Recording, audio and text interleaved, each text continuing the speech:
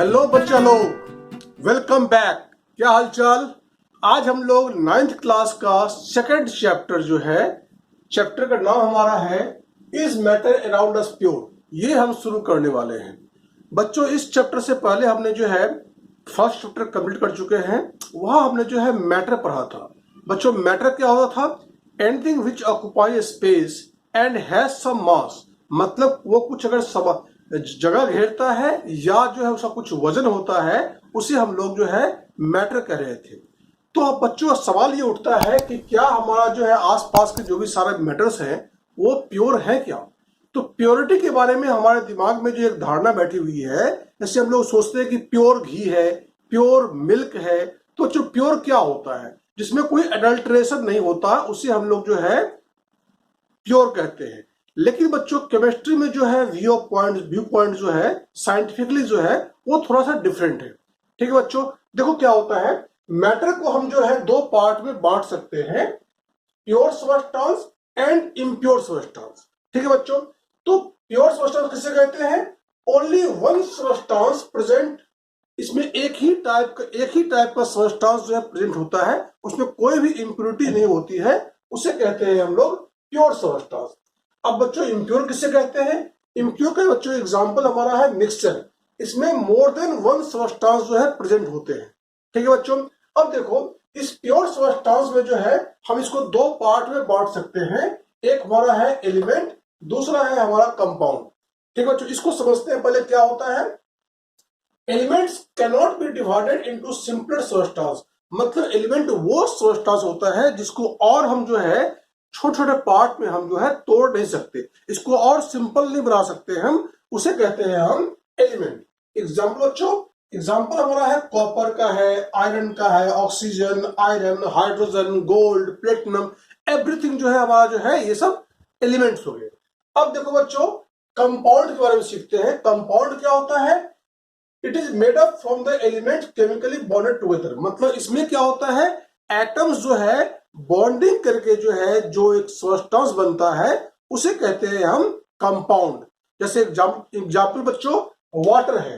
Water जो है hydrogen oxygen के साथ जो है देखो यहाँ बॉन्डिंग होता है, तो उसे फिर जो बनता है कंपाउंड, उसे कहते हैं हम वाटर। इसमें हाइड्रोजन और ऑक्सीजन दोनों मिलकर जो है एक कंपाउंड बनाया है। जैसे बच्चों मीथेन है हमारा CH4 यहाँ पे जो है कार्बन और हाइड्रोजन जो है बॉन्ड बना के एक कंपाउंड बनाते हैं, उसे कहते हैं हम कंपाउंड। ये हमारा है कंपाउंड के एग्जांपल थे हमारे बच्चों। अब देखते हैं बच्चों हम लोग मिक्सचर। मिक्सचर में बच्चों more than one substance present होते हैं। इसको हम जो है दो पार्ट में हम बांट सकते हैं। बच्चों क्या नाम है इसका? हमारा एक हमारा है होमोजीनियस मिक्सचर। ठीक है बच्चों, दूसरा हमारा है हेट्रोजीनियस मिक्सचर। बच्चों बड़े इंपॉर्टेंट है ये सब। होमोजेनियस मिक्सचर का जो एग्जांपल हमारा होता है सॉल्यूशन या ट्रू सॉल्यूशन होता है, कहते हैं, और पढ़ेंगे इसके बारे में हम। हेट्रोजेनियस मिक्सचर का होता है, इसको बांट सकते हैं हम सस्पेंशन एंड कोलाइड्स। ये अब आगे हम पढ़ेंगे। इससे पहले समझ लेते हैं कि होमोजेनियस मिक्सचर कहते किसे हैं बच्चों। देखो, सब्सटेंस कंप्लीटली मिक्स्ड। इसमें क्या होते हैं, जो भी सब्सटेंस को मिला रहे हैं हम, वो कंप्लीटली मिक्स हो जाते हैं, उसे कहते हैं हम होमोजेनियस मिक्सचर। मतलब mixture exist in one state, सारा जो है एक ही स्टेट मिलेगा, सॉलिड में या लिक्विड में या गैस में। इसका होता है बच्चों यूनिफॉर्म कंपोजिशन। मतलब हर जगह जो है वो इक्वल कंपोजिशन होगा। एग्जाम्पल बच्चों, एग्जाम्पल हमारा है शुगर इन वाटर। जैसे हम जो है पानी में चीनी मिलाते हैं, तो पूरे घुलने के बाद जो है अगर हम ऊपर से पिए तो भी उतना ही मीठा लगता है, नीचे से पिए तब भी उतना ही मीठा लगता है। उसे कहते हैं हम यूनिफॉर्म कंपोजिशन। इसी का नाम हमारा है होमोजीनियस मिक्सचर।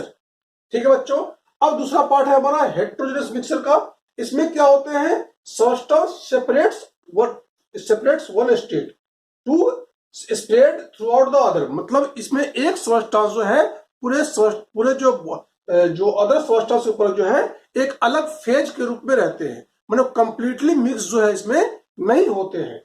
जैसे बच्चों इसका होता है नॉन यूनिफॉर्म कंपोजिशन। इसमें हर जगह जो है कंपोजिशन जो है वो एक साथ नहीं होता, बिकॉज वो मिलते ही नहीं है बच्चों, इसलिए जो है एक साथ कंपोजिशन इसका जो है नहीं होता। जैसे एग्जांपल बच्चों हम लोग देखते हैं वाटर में अगर हम ऑयल मिलाएं, कितना भी मिलाते हैं इसको अगर हम, तो फिर जो अगर थोड़ी देर छोड़ देंगे इसको हम, तो पानी अलग और ऑयल जो इसके ऊपर जो है हमारा जो है फ्लोट करने लगता है, मिलता नहीं है। इसे कहते हैं बच्चों हम लोग हेट्रोजिनस मिक्सचर। ठीक है बच्चों, इसका और एग्जांपल है sand and sugar. Sand sugar को जितना भी मिला दे हम, दोनों अलग ही रहेंगे। तो ये हमारा हो गया होमोजिनस और हेट्रोजिनस मिक्सचर का, समझ में आ गया। अब बच्चों देखो हम लोग इसके बाद जो है अब कंपाउंड और मिक्सचर के बारे में जो है कैसे क्या क्या डिफरेंस होते हैं ये सीखेंगे बच्चों।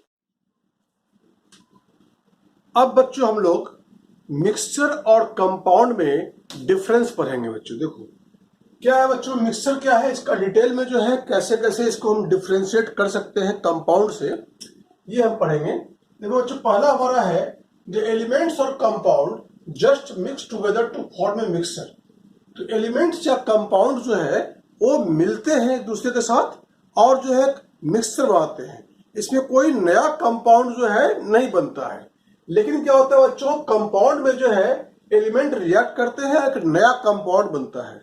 देखो बच्चों इसमें क्या कैसे एग्जांपल कैसे है, मान लो इसको हमने लिया शुगर लिया प्लस हमने जो है वाटर लिया, तो दोनों ही हमारा बच्चों अलग अलग कंपाउंड है। इन दोनों को जो मिक्स करने से जो है जो सॉल्यूशन बनता है उसे कहते हैं शुगर सॉल्यूशन। और शुगर सॉल्यूशन जो है हमारा एग्जांपल है मिक्सचर का। जैसे सिमिलरली जो है सॉल्ट सॉल्यूशन जो है वो भी हमारा मिक्सचर है, एयर भी हमारा मिक्सचर है। तो जो इसमें क्या होता है, इसमें कंपाउंड में देखते हैं कि कोई जो है जब एलिमेंट्स मिक्स करते हैं तो कोई नया कंपाउंड बनता है। ठीक है, जैसे एग्जांपल लेते हैं हम, हाइड्रोजन प्लस ऑक्सीजन से हमारा जो है देखो वाटर बनता है। इसको बच्चों हम लोग बैलेंस भी कर सकते हैं। ठीक है, तो देखो हाइड्रोजन और ऑक्सीजन से मिलके जो है हमारा वाटर बनता है, तो एक नया सब्सटेंस बन गया, उसे कहते हैं हम लोग कंपाउंड। ठीक है बच्चों, नेक्स्ट पॉइंट हमारा है a mixture has a variable composition.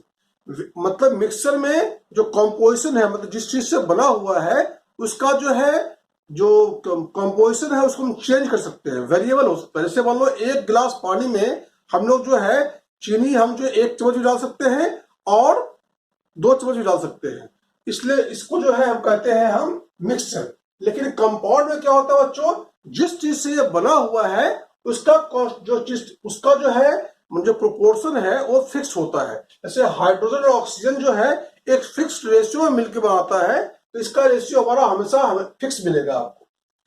Third point बच्चों हमारा है a mixture shows the properties of the constant substance. तो इसमें क्या होता है बच्चों, बहुत इंटरेस्टिंग पॉइंट ये हमारा है कि मिक्सचर में जिस चीज से मिक्सचर हमारा बना हुआ है उन सब का जो है प्रॉपर्टीज जो है मिक्सचर में आपको मिलेगा। लेकिन कंपाउंड में बच्चों ऐसा नहीं होता है। The new substance has totally different properties. तो नए सब्सटेंस का जो प्रॉपर्टीज होगा हमारा वो जो है वो बिल्कुल डिफरेंट होगा। ठीक है बच्चों, अब बच्चों देखो हमारा नेक्स्ट पॉइंट है हमारा the constant can be separated easily by the physical methods. तो जो जिस चीज से बना हुआ है बच्चों कांस्टेंट जो है उसकी प्रॉपर्टी उसको जो है हम फिजिकल मेथड से इसको बिल्कुल अलग अलग हम जो कर सकते हैं। लेकिन देखो बच्चों कंपाउंड में जो है जिस चीज से कांस्टेंट पार्टिकल है जिससे बना हुआ है हमारा कंपाउंड, उसको हम जो है फिजिकल तरीके से अलग नहीं कर सकते हम, लेकिन हम केमिकल प्रोसेस से जो है उसको हम फिर से जो है अलग अलग कर सकते हैं। जैसे मान लो वाटर में जो हम इलेक्ट्रोलाइसिस करते हैं तो हाइड्रोजन अलग ऑक्सीजन अलग जो है बन सकता है, लेकिन वो जो हमारा जो है केमिकल प्रोसेस है। और फिजिकल प्रोसेस जैसे हमारा इवापोरेशन है वो फिजिकल प्रोसेस है बच्चों। ठीक है बच्चों, अब लास्ट पॉइंट हमारा है a mixture does not have the fixed melting and boiling point. तो मिक्सचर का जो है मतलब बॉइलिंग पॉइंट या मेल्टिंग पॉइंट जो है वो फिक्स नहीं होता है, बिकॉज इसका कंपोजिशन जो है वेरिएबल है।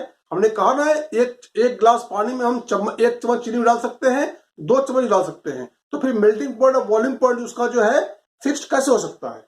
लेकिन कंपाउंड में जो है जिस चीज से बना हुआ है ये, जैसे वाटर हाइड्रोजन ऑक्सीजन से बना हुआ है, उसका फिक्स्ड रेशियो से बना हुआ है, उसका जो है मेल्टिंग एंड बॉइलिंग पॉइंट जो है आपका फिक्स मिलेगा। एक कंपाउंड है जो fixed melting and boiling point बच्चों। ठीक है बच्चों, समझ में आ गया, इसको कॉपी कर लो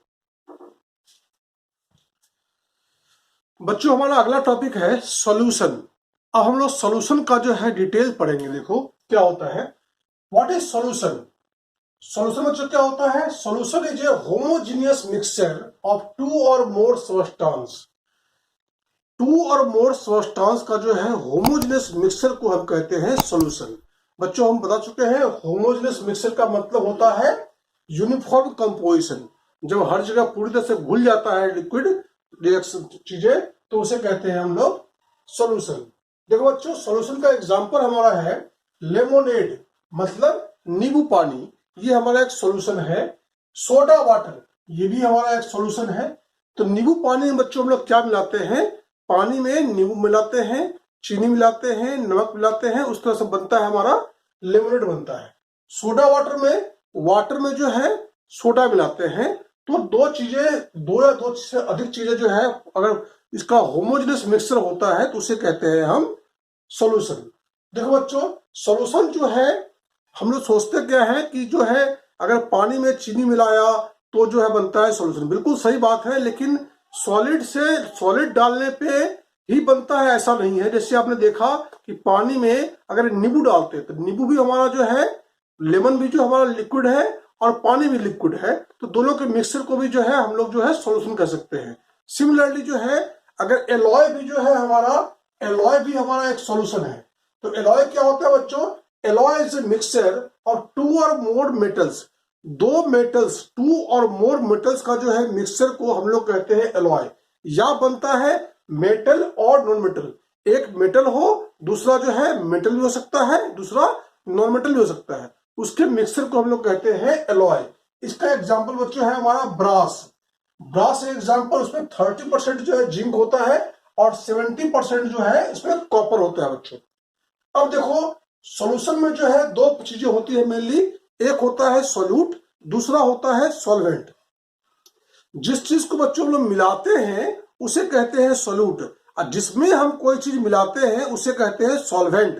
जैसे हमने देखो पानी में चीनी मिलाया तो चीनी हमारा हो गया सॉल्यूट और पानी हो गया हमारा सॉल्वेंट। देखो बच्चों, ये है हमारा which is dissolve is called solute and which solute is dissolve is called solvent. Generally बच्चों क्या होता है, सॉल्यूट जो है हमारा, इसमें एक सॉल्यूट जो है लेसर क्वांटिटी में होते हैं। जैसे चीनी हमने पानी में मिलाया तो चीनी हम लोग कम मिलाते हैं, 1 चम्मच 2 चम्मच मिलाते हैं, दैट इज कॉल्ड सॉल्यूट। और पानी हमारा एक्सेस अमाउंट में होता है, उसे कहते हैं हम लोग सॉल्वेंट। ठीक है बच्चों, सॉल्यूशन जो है, अब देखो इसको और भी डिवाइड कर सकते हैं हम दो पार्ट में, डाइल्यूट एंड कंसंट्रेटेड। अगर देखो सॉल्यूट जो है कम होता है और पानी ज्यादा होता है, उसे हम लोग डाइल्यूट भी कहते हैं। जैसे dilute NaOH, dilute HCl, dilute HCl, मतलब जो है इसमें हाइड्रोक्लोरिक एसिड जो है कम है और पानी इसमें ज्यादा है। ठीक है, और कंसंट्रेट कर दिया हम, कंसंट्रेटेड लगाते हैं, मतलब काफी ज्यादा मात्रा में जो है HCl हाइड्रोक्लोरिक एसिड जो है मिला होता है, उसे कहते हैं हम लोग कंसंट्रेटेड। ठीक है बच्चों, अब देखो most important is saturated solution and unsaturated solution. ये बच्चों हमारे एग्जाम में जरूर आता है। देखो क्या होता है, when no more solutes can be dissolve at that temperature. जैसे मान लो, देखो बच्चों एग्जांपल है कि पानी में हम चीनी मिलाएंगे, हम 1 चम्मच 2 चम्मच 4 चम्मच, एक टाइम आएगा बच्चों जब चीनी जो है हमारा मिलना बंद हो जाता है, ठीक है, पानी में। तो उस टाइप के सॉल्यूशन को कहते हैं हम लोग सैचुरेटेड सॉल्यूशन। लेकिन बच्चों इसमें क्या फर्क, टाइम क्या देखना है हमको, टेम्परेचर हमें नहीं बढ़ाना है। बिना टेम्परेचर बढ़ाए अगर मोर सॉल्यूट जो है अगर डिजॉल्व हो सकता है किसी सॉल्वेंट में, तो उसे कहते हैं हम अनसैचुरेटेड सैचुरेटेड सॉल्यूशन। ठीक है बच्चों, लेकिन अगर तुम्हारा देखो और सॉल्यूट अगर मिल रहा है, तुम्हारा जब तक मिल रहा है तब तक जो बच्चों हमारा है अनसैचुरेटेड सॉल्यूशन, तब तक जो है बनेगा अनसैचुरेटेड। लेकिन जब मिलना बंद हो जाएगा तब उसे कहेंगे हम सैचुरेटेड सॉल्यूशन। ठीक है बच्चों, नाउ हमारा एक टर्म आता है सॉल्युबिलिटी। ये क्या होता है बच्चों, the amount of solute present in the saturated solution. Saturated solution में जो है जितना अमाउंट सोल्यूट का होता है at this temperature is called solubility. मतलब उसी टेम्परेचर पे जितना अमाउंट होता है सोल्यूट का किसी भी सॉल्यूशन में, सैचुरेटेड सॉल्यूशन में, उसे हम कहते हैं सोल्युबिलिटी। ठीक है बच्चों, कॉपी कर लो इसको। अब बच्चों हम लोग पढ़ेंगे कंसंट्रेशन के बारे में। देखो बच्चों क्या होता है कंसंट्रेशन। कंसंट्रेशन बच्चों होता है, it is the amount of solute present in A given amount of solution. किसी भी सॉल्यूशन का जितना अमाउंट दिया हुआ है उसमें जितना भी हमारा सॉल्यूट डलेगा उसे कहते हैं हम कंसंट्रेशन। इसमें सॉल्यूशन का जो है मास भी ले सकते हैं हम, वॉल्यूम भी ले सकते हैं, लेकिन सॉल्यूट जो है हमारा उसका जो है सिर्फ मास लेंगे हम। अब बच्चों देखो इसमें दो फॉर्मूला बन सकता है हमारा, एक मास वाला एक वॉल्यूम वाला। सॉल्यूट जो है हमेशा हम मास ही लेंगे, सॉल्यूशन का मास जो है मास भी ले सकते हैं और वॉल्यूम भी ले सकते हैं। बच्चों फॉर्मूला हमारा है mass by mass percentage of solution.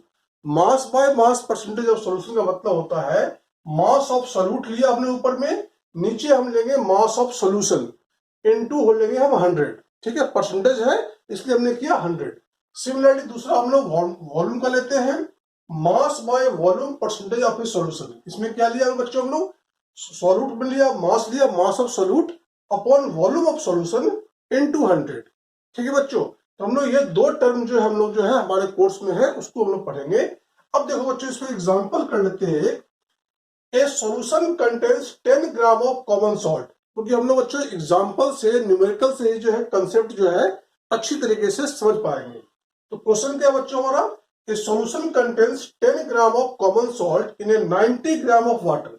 मतलब 90 ग्राम वाटर में 10 ग्राम जो है कॉमन सॉल्ट डला हुआ है। अब calculate the concentration in terms of mass by mass percentage of solution. मतलब कौन सा बच्चों, mass by mass percentage formula ये वाला लगेगा हमारा।